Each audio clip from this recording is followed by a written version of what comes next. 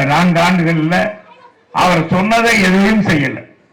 இந்த முதலமைச்சர் சொன்னதை எதையும் செய்யல. தேர்தலுக்கு முன்பாக அவர் என்ன சொன்னாரோ அதுக்கு மாறாகத்தான் அவங்க ஆட்சியில நடந்திருக்கு. உண்மையா இல்லையாமா?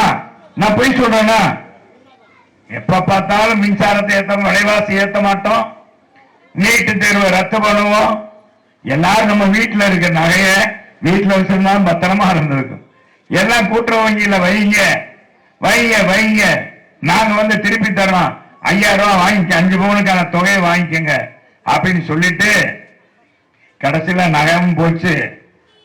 கிட்டத்தட்ட 48 லட்சம் பேர் அவங்க வாங்கினதுல, அவங்க நம்ம போய் வச்சதுல பாத்தீங்கன்னா 13 லட்சம் பேர் தான் திருப்ப முடிஞ்சது.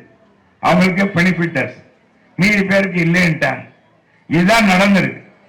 இவங்க ஆட்சியில எதையும் அதை கட்டுப்படுத்த முடியல. ஊழலை கட்டுப்படுத்த முடியல, கரப்ஷனை கட்டுப்படுத்த முடியல. எங்க பார்த்தாலும் சட்ட ஒழுங்கு 5 வயசு பாப்பால இருந்து 80 வயசு பாட்டி வரைக்கும் இன்னைக்கு மானபங்கப்படுத்தப்படுகிறார்கள்.